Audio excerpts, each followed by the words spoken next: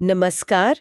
आज हम एक ऐसे स्टॉक की गहराई में जा रहे हैं जिसने बाजार में काफी हलचल मचाई है। क्यूरा टेक्नोलॉजीज लिमिटेड, बीएससी कोड है 532332। जी।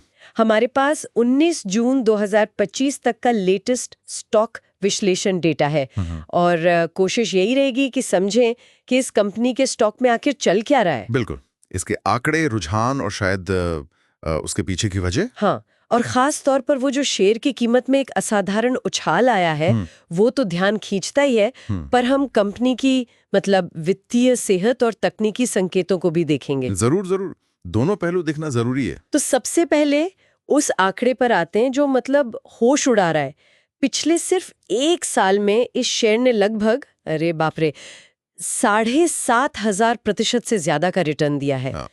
8,750%। जी हाँ, 8,750%।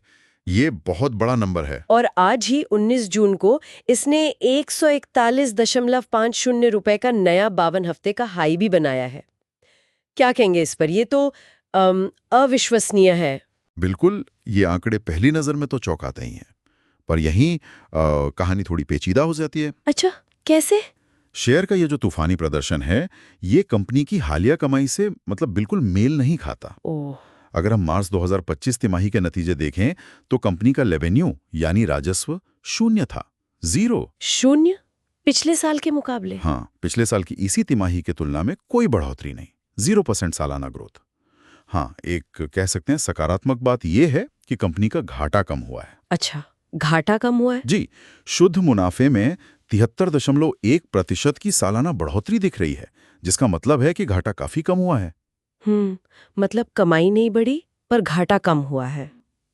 लेकिन फिर इतना बड़ा उछाल, इसका आधार क्या है? वही तो, यहीं पर जो पारंपरिक मूल्यांकन के पैमाने हैं, जैसे पीई रेशियो, वो तस्वीर को और उलझा देते हैं। PE ratio? हाँ, प्राइस टू अर्निंग्स, वो नेगेटिव है। मतलब मौजूदा कमाई के आधार पर कीमत जस्टिफाई नहीं होती। और बाकी रेशियो? टेस्ट बुक, वो भी नेगेटिव। पीजी रेशियो भी नेगेटिव। सीधे शब्दों में कहें तो मौजूदा वित्तीय स्थिति के हिसाब से शेयर महंगा लग रहा है। तो वैल्यूएशन स्कोर भी ये कहता होगा? बिल्कुल, हमारा मूल्यांकन स्कोर सिर्फ 16.301 है, जो इसे महंगा यानी एक्सपेंसिव कैटेगरी में डालता है। तो बुनियादी वित्तीय आंकड़े तो इस उछाल का साथ नहीं दे रहे हैं। लेकिन क्या तकनीकी संकेतक कुछ और कहानी बता रहे हैं? अक्सर शेयर सेंटिमेंट पर भी चलते हैं। आपने बिल्कुल सही पकड़ा। तकनीकी मोर्चे पर तस्वीर एकदम मतलब अलग है। कैसी है? मोमेंटम स्कोर काफी मजबूत है, 78.61 है। इसे तकनीकी रूप से बुलिश माना जाता है, यानी तेजी का रुझान। जी हाँ, इसका मतलब है कि हाल के दिनों में शेयर की कीमत में तेजी बनी हुई है और ट्रेडर्स का सेंटिमेंट पॉजिटिव है।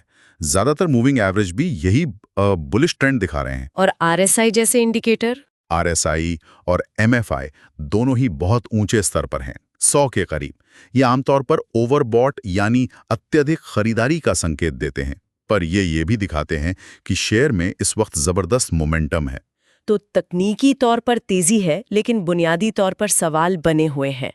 और शेयर किसके पास है? मतलब शेयर होल्डिंग में भी कुछ दिलचस्प है शायद? बिल्कुल, ये एक और बहुत महत्वपूर्ण और कह सकते हैं ध्यान खींचने वाला बदलाव है। क्या हुआ है? मार्च 2025 तिमाही में प्रमोटर्स यानी कंपनी के जो मालिक हैं, उनकी हिस्सेदारी अचानक 12.55% से बढ़कर 81.36% हो गई। क्या 12% से 81%? ये तो बहुत बड़ा जंप है। जी हाँ, बहुत बड़ा। इसमें मुख्य हिस्सेदार केबीआर होल्डिंग्स प्राइवेट लिमिटेड है। उनके पास अब अकेले ही 70.6% शेयर्स है। आमतौर पर प्रमोटर का हिस्सेदारी बढ़ाना तो अच्छा माना जाता है ना, मतलब कंपनी में उनका भरोसा दिखाता है। हाँ, बिल्कुल। लेकिन इतनी बड़ी बढ़ोतरी, वो भी तब जब वित्तीय स्थिति, जैसा हमने देखा, उतनी मजबूत नहीं दिख रही। ये कई सवाल खड़े करती है।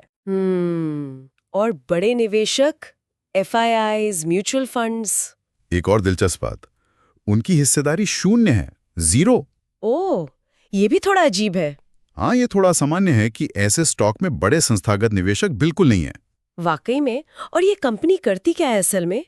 क्यूरा टेक्नोलॉजीज नाम तो सुना है, पर शायद पहले कुछ और नाम था इसका। हाँ, क्यूरा टेक्नोलॉजीज बिजनेस कंप्यूटर सॉफ्टवेयर बनाती है।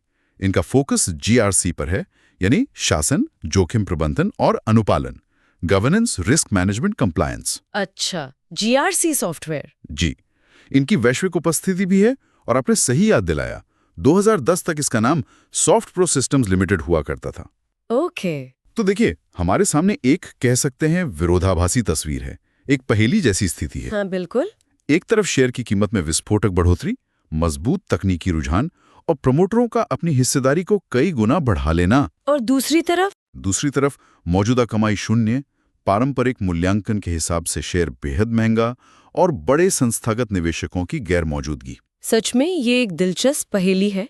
तो सोचने वाली बात ये है, जब कंपनी की कमाई नहीं बढ़ रही और बड़े निवेशक दूर हैं, तब प्रमोटरों का इतना बड़ा दांव और शेयर की कीमत का ये असाधारण उछाल, इसके पीछे क्या वजह हो सकती है? बिल्कुल, क्या बाजार किसी ऐसी अनदेखी कहानी पर दांव लगा रहा है या भविष्य की कोई बड़ी उम्मीद है जो अभी सामने नहीं आई है? ये सवाल यकीनन सोचने पर मजबूर करता है। लगता है इस पर नजर रखनी होगी।